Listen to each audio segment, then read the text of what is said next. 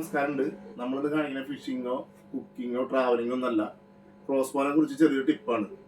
അത് നമ്മൾ സുപ്ലോയാണ് ചെയ്യുന്നത്. ആള് കറക്റ്റ് കാര്യങ്ങൾ പറഞ്ഞുതരും.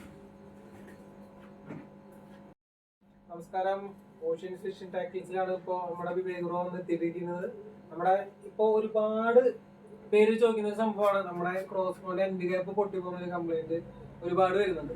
അപ്പോൾ അതിന് കൂടുതലും അത് പൊട്ടിപ്പോകുന്ന സാധ്യത നമ്മൾ മെയിൻ സ്ട്രിങ് ഇടുമ്പോൾ ഫയർ ചെയ്യുമ്പോൾ പൊട്ടല് അതുപോലെ വരാറുണ്ട്. അതുപോലെ നമ്മുടെ നോർമൽ അതിന് സഹായിക്കുന്ന സ്ട്രിങ് ഇടുമ്പോഴും പൊട്ടിപ്പോകുന്നുണ്ടാവുന്നുണ്ട്. അപ്പോൾ അത് ഇല്ലാതിരിക്കാൻ വേണ്ടിയിട്ട് ഒരു ടിപ്സ് നിങ്ങൾക്ക് ഞാൻ പറഞ്ഞുതരാം.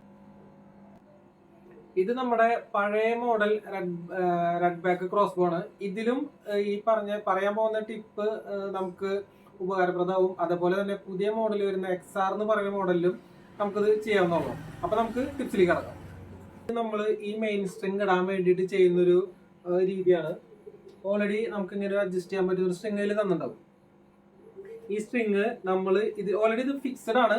ഇത് ഊരിയതിന് ശേഷം ഞാനിത് ഇടുന്നത് കറക്റ്റായിട്ട് കാണിച്ചു തരാം.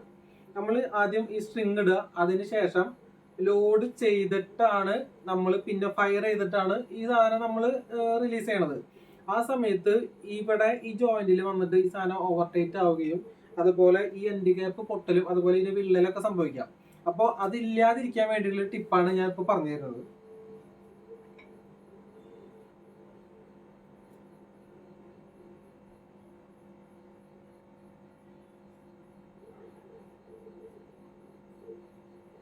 നമ്മൾ ജസ്റ്റ് ഇത് അതിനായിട്ടുള്ളൊരു കുഴി കൊടുത്തിട്ടുണ്ട്. അതിലേക്ക് ഇട്ടതിന് ശേഷം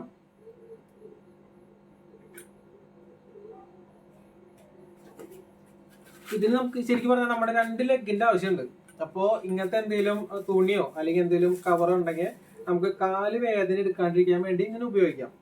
ജസ്റ്റ് ലോഡ് ചെയ്യുക, അതിനുശേഷം നമ്മുടെ സ്ട്രിങ് ഊരിയെടുക്കുക. ഇത്രേ ഉള്ളൂ, വളരെ സിമ്പിളാണ്.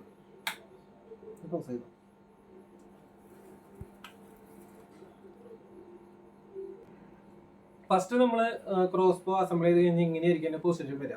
അപ്പം നമ്മൾ നേരത്തെ പറഞ്ഞ പോലെ തുണിയോ അല്ലെങ്കിൽ ഇതുപോലത്തെ എന്തെങ്കിലും ഷീറ്റ് കൊടുത്തിട്ട് നമ്മൾ ലോഡ് ചെയ്യുന്ന ഭാഗത്ത് വയ്ക്കുക. നമ്മുടെ കാലിൻ്റെ ഇവിടെ ഇങ്ങനെ ലോഡ് ചെയ്യുക. അതിനുശേഷം നമ്മുടെ ഈ ഹെൽപ്പർ സ്ട്രിങ് ഉണ്ടല്ലോ, നമ്മൾ ഇടാൻ വേണ്ടി ഉപയോഗിക്കുന്ന സ്ട്രിങ്, അത് ഇതിന്റെ കറക്റ്റ് ഈ ലിംബിന്റെ ലെങ്ത്തിൽ നമ്മൾ അഡ്ജസ്റ്റ് ചെയ്യുക. ഓൾറെഡി അഡ്ജസ്റ്റ് ചെയ്യാനുള്ള ഭാഗങ്ങളും കാര്യങ്ങളെല്ലാം ഉണ്ട്. അപ്പോൾ അതിൽ അഡ്ജസ്റ്റ് ചെയ്തതിന് ശേഷം നമ്മൾ അതിലേക്ക് കയറ്റിയിടാം.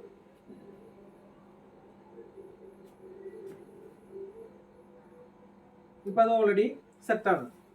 അതിനുശേഷം നമ്മൾ നോർമലായിട്ട് ലോഡ് ചെയ്യുന്ന പോലെ ലോഡ് ചെയ്യുക. ഇത് ഇടുന്ന സമയത്ത് ഇത് കിടക്കുന്ന ചാലുകളെല്ലാം കറക്റ്റ് ആണെന്ന് ശ്രദ്ധിക്കുക. അല്ലാത്ത പക്ഷം എൻഡ് ഗ്യാപ്പ് പൊട്ടിപ്പോകാൻ സാധ്യതയുണ്ട്. അറിയാലോ, നമുക്ക് ഈ എൻഡ് ഗ്യാപ്പ് പൊട്ടി പോയി കഴിഞ്ഞാൽ പിന്നെ ഇത് രണ്ടാമത് തന്നെ കിട്ടാന്ന് പറഞ്ഞാൽ ഇത്ര എളുപ്പമുള്ള കാര്യമില്ല.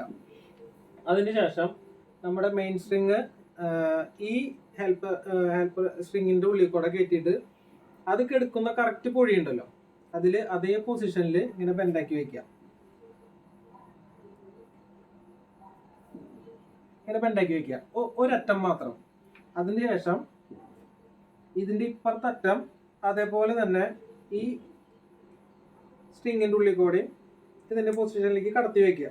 ജസ്റ്റ് കടത്തി വെക്കുക മാത്രമേ വേണ്ടോ. അതിനുശേഷം നമ്മൾ ലോഡ് ചെയ്ത് കൊടുക്കുക. ലോഡ് ചെയ്ത് കൊടുത്തിട്ട് ഈ സ്ട്രിങ് ഇതിലേക്ക് ഇങ്ങനെ വലിച്ചിട്ട് കഴിഞ്ഞാൽ ഓൾറെഡി ആ പൊസിഷനിലേക്ക് കടന്നു കിടക്കും. അതിനുശേഷം നമ്മളിത് പതുക്കെ റിലീസ് ചെയ്താൽ മതി. സ്ട്രിങ് ഓൾറെഡി ലോഡായിട്ടുണ്ടാവും. നമുക്ക് ഫയർ ചെയ്തിട്ട് ഇതുപോലെ എൻഡ് ഗ്യാപ്പ് പൊട്ടിച്ച് കളയാനോ അതുപോലെ കൂടുതൽ അപകടങ്ങൾ വരുത്താനോ ലിംബിന്റെ ലൈഫ് കുറയ്ക്കാനോ ഒന്നും ചെയ്യണ്ട. ഇത് ഇത്ര ഈസി മെത്തേഡാണ്. ചെയ്ത് നോക്കുക. ചെയ്ത് നോക്കിയിട്ട് എന്തെങ്കിലും ബുദ്ധിമുട്ടുള്ള കാര്യങ്ങളുണ്ടെങ്കിൽ ജസ്റ്റ് നമ്പർ അതിൽ കൊടുത്തിട്ടുണ്ടാവും, അതിൽ വിളിച്ചാൽ മതി. ഓക്കെ, മച്ചാമാരെ ടിപ്പ് എല്ലാവർക്കും മനസ്സിലായിരിക്കും. അപ്പൊ അതേപോലെ തന്നെ എന്തെങ്കിലും ഡൗട്ടുകൾ ഉണ്ടെങ്കിൽ നമുക്ക് ചോദിച്ചു കഴിഞ്ഞാൽ ഈ നമ്പർ ഓൾറെഡി ഇടാം. പിന്നെ നമ്മുടെ ഈ ക്രോസ് ബോ നമ്മൾ ഫിഷിങ് കഴിഞ്ഞ് കഴിഞ്ഞാൽ ഇതിന്റെ സ്ട്രിങ് എപ്പോഴും ഉപയോഗിക്കുക. അപ്പോൾ നമ്മുടെ ഇതിന്റെ ലിംബിന്റെ ലൈഫ് കൂടുതൽ കിട്ടും. അപ്പൊ എന്തെങ്കിലും ഡൗട്ടുകൾ ഉണ്ടെങ്കിൽ വിളിക്കാൻ നമ്പർ നമുക്ക് കൊടുക്കാം. അടുത്ത വീഡിയോയിൽ കാണാം.